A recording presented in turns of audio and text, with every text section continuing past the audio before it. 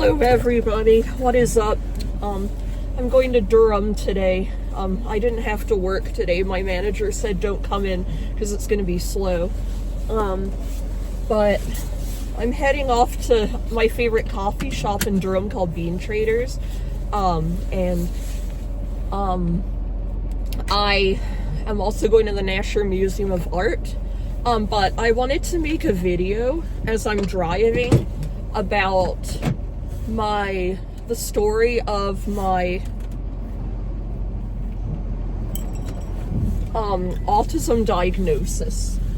So in my last video I posted that I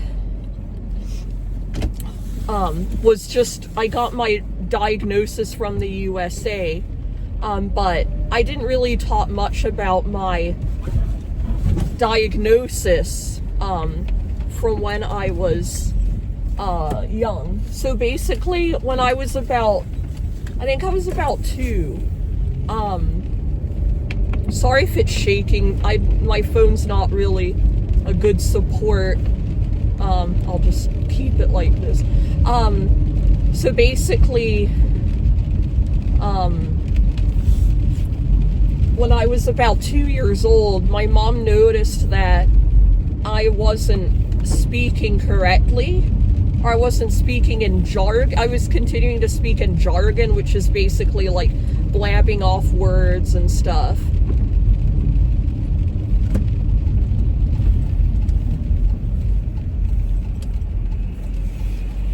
And, you know, continue to say words and everything, and then,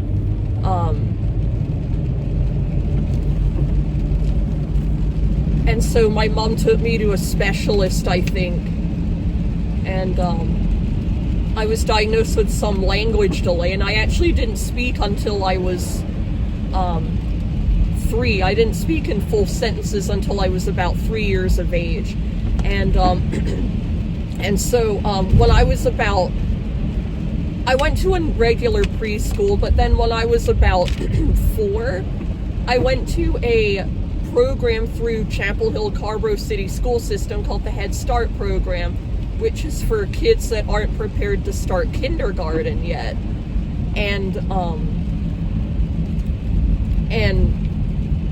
so I went to this special preschool, and I hadn't been diagnosed with my ADHD and Tourette's syndrome yet, but basically, you know, I was diagnosed, you know, I had the special education services, and then once I went to kindergarten, once I was in kindergarten, I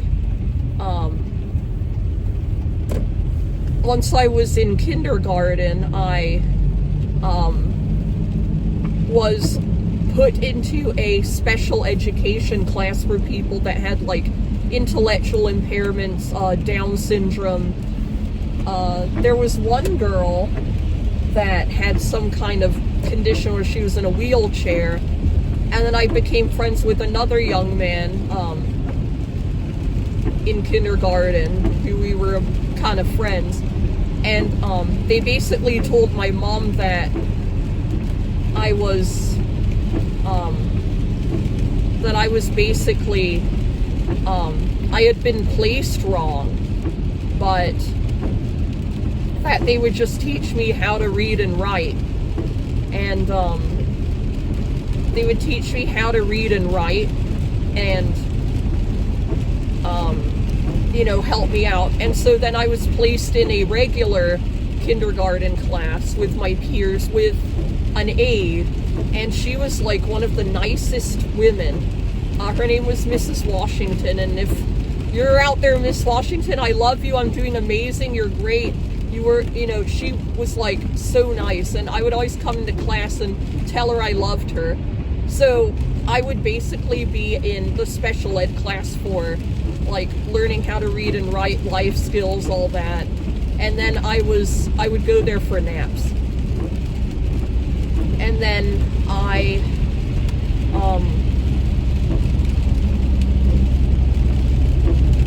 would go into the regular classroom with Miss Washington as an aide. And basically I had an aide, or like a special ed paraprofessional.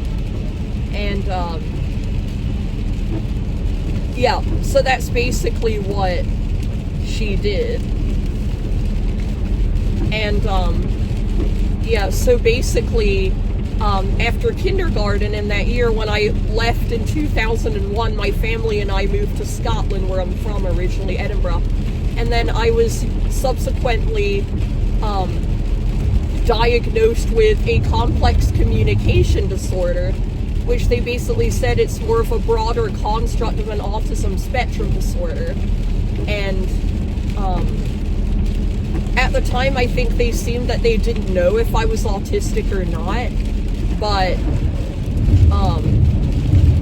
if I was autistic or not, but I was considered to be on the spectrum. But they were like, well, it's not autism, but it's not Asperger's because you have language delay and whatnot. And, you know, but then I didn't have like a ritual where I was like obsessed with things.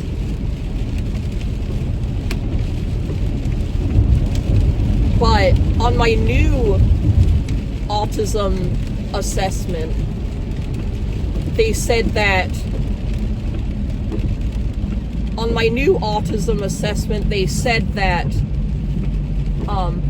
I did have some obsessive rituals, or like, you know, repetitive behavior.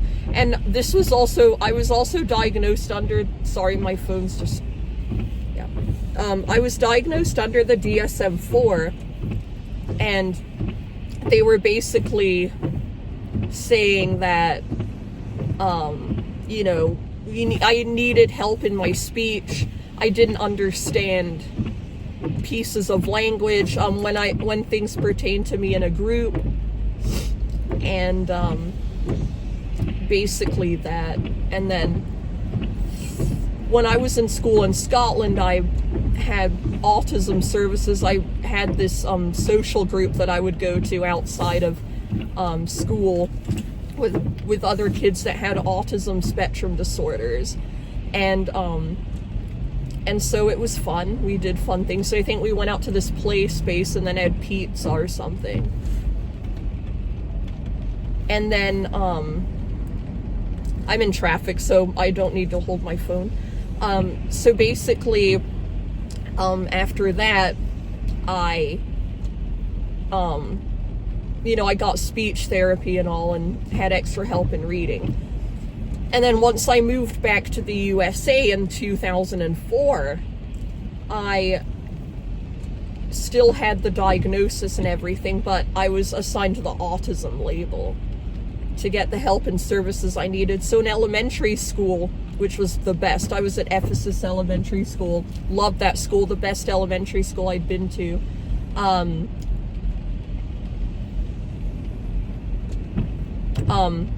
I was really behind in math and reading, and I was assessed by the school for my IQ, intelligence quotient, and they basically said that I was diagnosed as borderline intellectually disabled.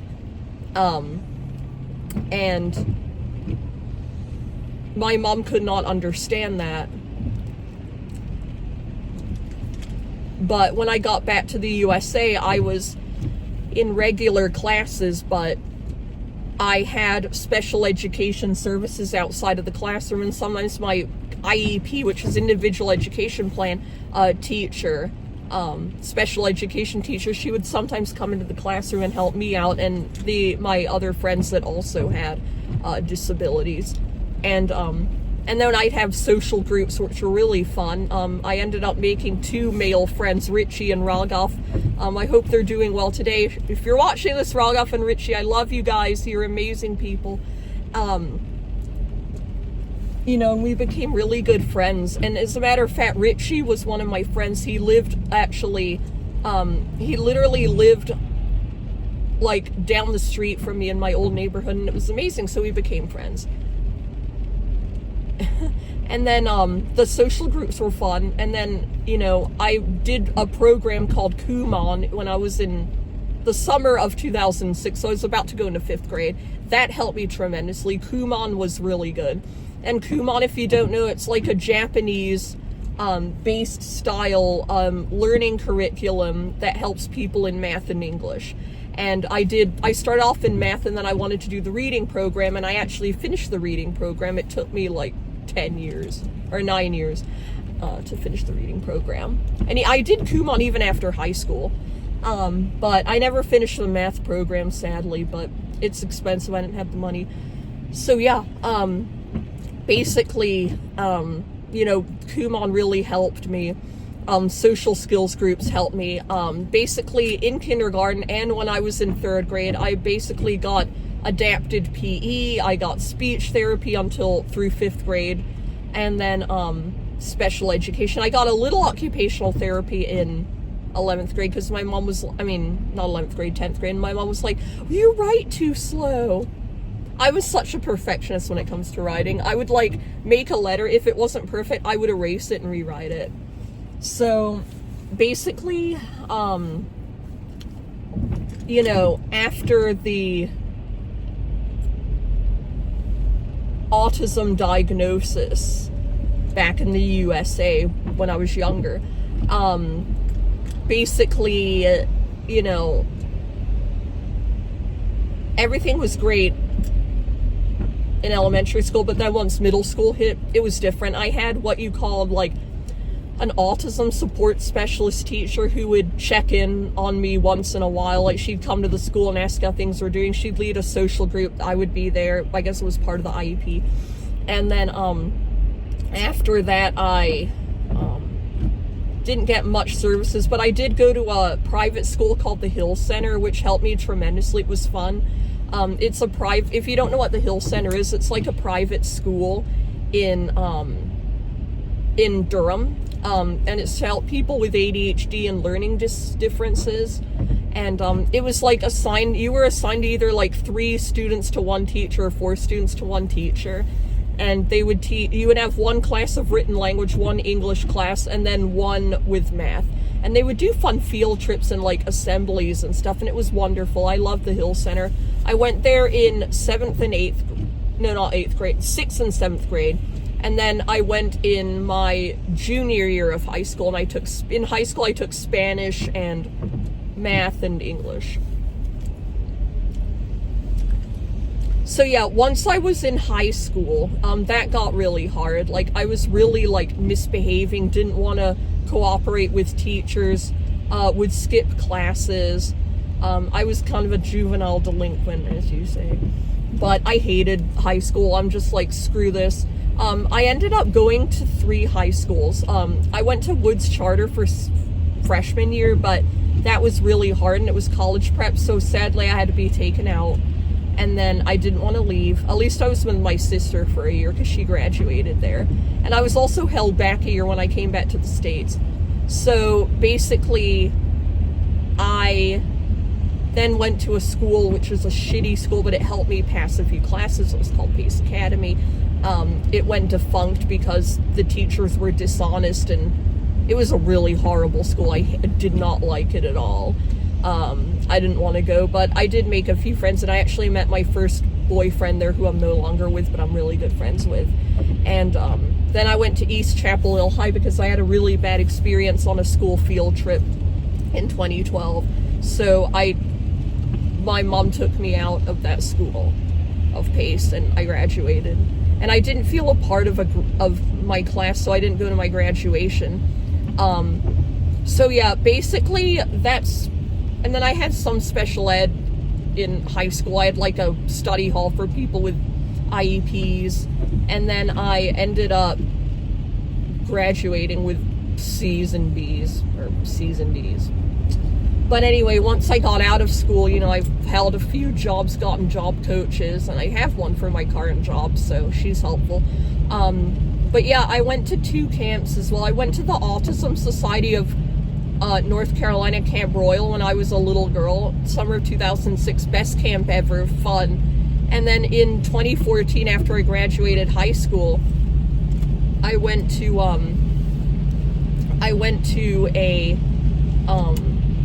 a camp for people with autism, ADHD, learning differences called Talisman, which was in the North Carolina mountains, kind of towards the South Carolina border. And it was fun. It was nice. We went camping, but I got sick on the trip with a really bad cold, and I had a little temperature when we were on the camping trip. But yeah, basically, you know, that was my diagnosis. And then what really prompted me for an autism diagnosis in the USA was because I really need the help and services, and like I didn't really have like a proper autism diagnosis. So I'm kind of like, you know, my old diagnosis was kind of outdated, so I'm like, you know what, I'm gonna go and get a new diagnosis, get an updated diagnosis. And so yeah, I basically had I went to a place called the Tammy Lynn Center where I had the assessments done. I went to vocational rehabilitation, to have an IQ test done. I scored 84, which is in the low average range. But I'm highly intelligent. Like, I know a lot. I know my stuff. But yeah. So basically, going along with that, you know, the diagnosis that was basically my diagnosis. And then when I got back to the USA, I was diagnosed with ADHD and Tourette syndrome, and I have mild tics. Like, I do this, and I tense up my arms, and I say stuff. Like, I've said some inappropriate things that I don't mean to, and, no, like, I'll say derogatory, like, I wanna blank his blank, you know, or like say rude things, you know, and it was crazy. And I'm like, why am I saying these things? But the Tourette's has gotten so much more milder. But yeah, so yeah, that was basically my diagnosis in childhood when I was, that was basically my diagnosis in childhood. And that's really my story of how I was, you know, tested and everything. And it basically at the time were like, well, you have a complex communication disorder that lies within a broad construct of an autism spectrum disorder, but yet they were so unclear about, like, well, I don't know if she's autistic, you know, some BS like that, I don't know, but, well, not BS, but, you know, it was not clear at the time. So I was basically like, you know what, maybe I am autistic, and indeed it came back positive. So, you know, and again, I want to just conclude this video by saying that, you know, autism is not a bad thing, and it's just a way of who I am, identity, you know. And I wanted to also add that, you know, in high school and middle school, I always felt excluded from things because of my disability, and, you know, because of my disability,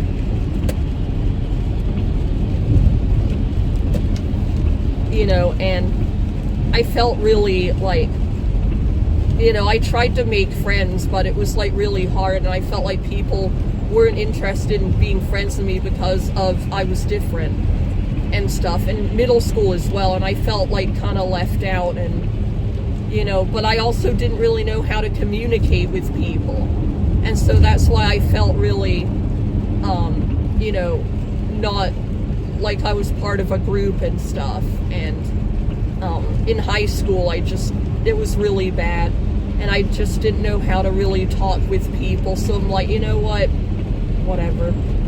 But now that I'm out of school, I'm working 2 part-time jobs, and I'm hopefully going to move to Wilmington next year because I like the beach, and that's where my orthodontist is. Shout out to Dr. Matsumoto Orthodontics in Wilmington. You're wonderful. So yeah, I'm probably gonna do some kind of theater program, not actually acting theater, but like they have a program where you can like do like theater props and stuff, like, you know, like the stage stuff, and actually like get a good job doing that, but not actually acting. And I'm also into art, and I am so bad that I have not gotten back into doing artwork, so I'm gonna be working on that as well. So I'm gonna be posting more about that too. But anyway, I hope you like this video. Sorry it was a little bumpy. I'll probably try to edit the shaking, but Please like, share, subscribe to my channel if you haven't already. Again, I'm trying to build more of a community with the autism community, especially with women, but men are completely welcome as well. Anyone, walks of life. I don't care, you know, what gender, sexuality you are, you know, race you are all welcome, no matter what disability you have. We can talk about it. Anyway, have a good day. Bye.